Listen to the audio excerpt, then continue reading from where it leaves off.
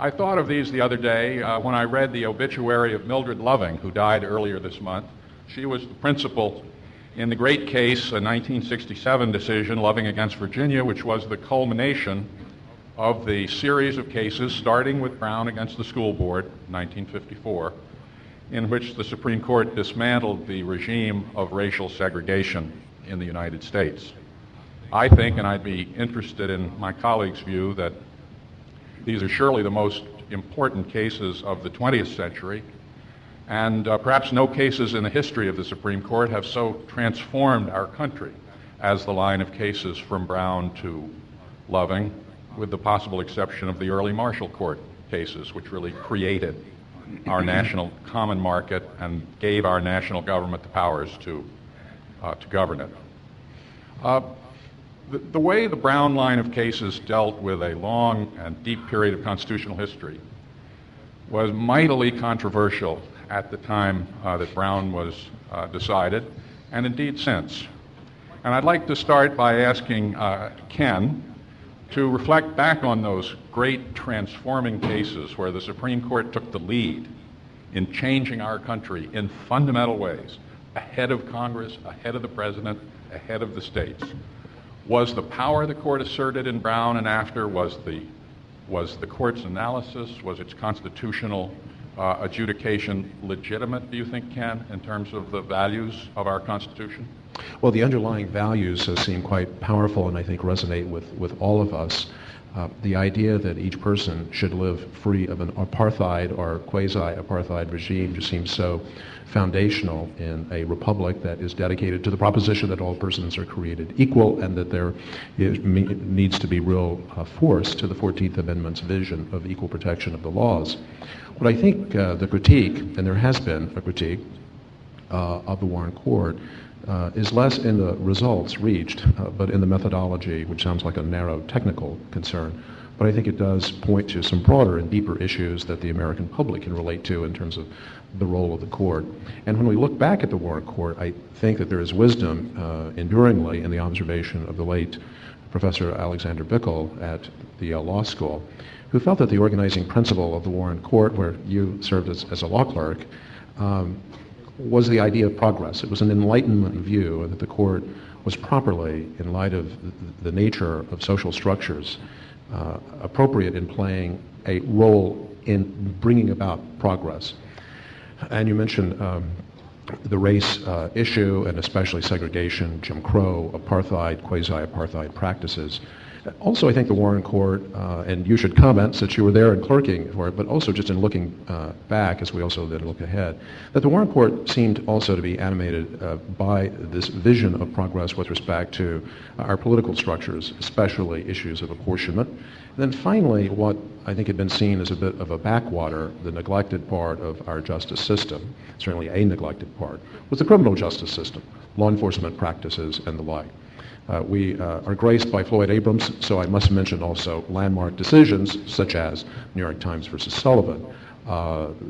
There was not, I don't think, a sustained march with respect to press freedom because people sort of rallied around the idea that there should be freedom of the press. But what about this practice of segregation, including then in Loving versus Virginia, sort of the culmination of that series of decisions? So it seems to me that, again, each of those decisions, those landmark decisions, could very well have been reached precisely as the Warren Court did.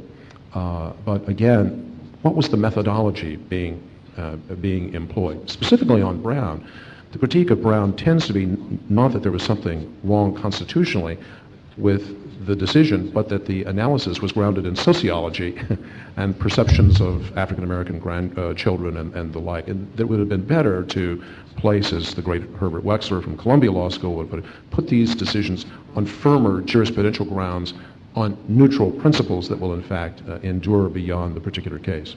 Akhil, I'm interested in your view on Brown, on the neutral principles issue, but also on the historical question. And Brown was viewed by its critics as overturning nearly 100 years of reasonably settled practice in terms of what the Equal Protection Clause meant and did not mean with respect to segregation. So I'd be curious about your view of Brown and the way it handled that history, which it overturned in a sense, and in view of the criticism that Ken and others have made that it really didn't enunciate a principled basis for the decision. So, it's a great pleasure to be with you all. Here are two fundamental distinctions to keep in mind. One, we have the Constitution, this short little text that we can carry around in our pockets and read, and we've got the court. And these two things aren't always in alignment. Precedent may say one thing. The court may have said one thing for a very long time, that separate's okay, racial separation's okay. The text says equal. And there's a tension. You see, Brown was a hard case because Plessy was on the books and an entire way of life had been blessed by the Supreme Court again and again and again. So you had text on the one side, it says equal. I have small children. My twins are 6. Their older brother is 9. Every day, it seems, I look at one of them and say, what part of no did you not understand?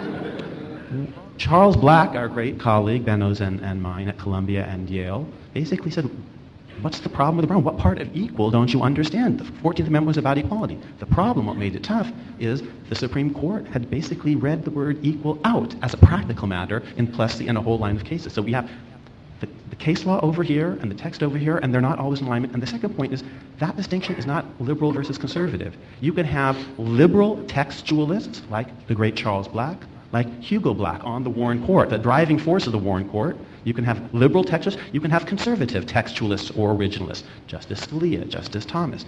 So too, you can have liberal people who pay attention to precedent, Larry Tribe, Dean Kathleen Sullivan, Dean Erwin Chemerinsky. You can have conservatives who pay attention to precedent, the great Justice Harlan the Younger, the second Justice Harlan, a dissenter, largely in the Warren Court. So court versus Constitution, and that cuts across liberal versus conservatism. Now, I think the Warren Court actually got the history and the text right. But in doing, and not just on Brown, but across range, but in doing so, it broke with tradition and precedent, and the list of cases that the Warren Court overruled looked like the table of contents of a standard constitutional law casebook circa 1950. And here are the 6 areas where the Warren Court revolutionized what had gone before, but I would say largely correctly given text and history. Applied the Bill of Rights against the states. That's called incorporation. It dismantled Jim Crow, and Brown is at one end and Loving is at the other end of that. As Ken mentioned, it basically ushered in a reapportionment revolution, one person, one vote. It protected free speech in ways that the court hadn't in the 1950s and in many earlier eras.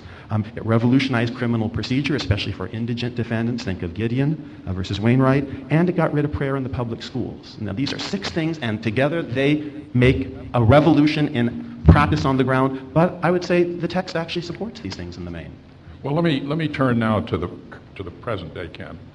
Here we've looked back a little bit at the Warren Court and heard about its revolutionary impact on the United States, not only in the racial segregation area, although I would argue that was the greatest area. What do you think, and I know this is in a way a tough question, involves a little bit of trying to look into the future. What do you think are the chances that the current Supreme Court may provide over the next couple or 3 decades? Do you think they're likely to provide any sort of transforming force on American society? I think not, but my crystal ball is cloudier than almost any crystal ball. One of the things I try not to do is make a prediction of what the court will do in a particular case, because I find frequently that I'm wrong. I'm almost always in doubt, but I'm also frequently wrong.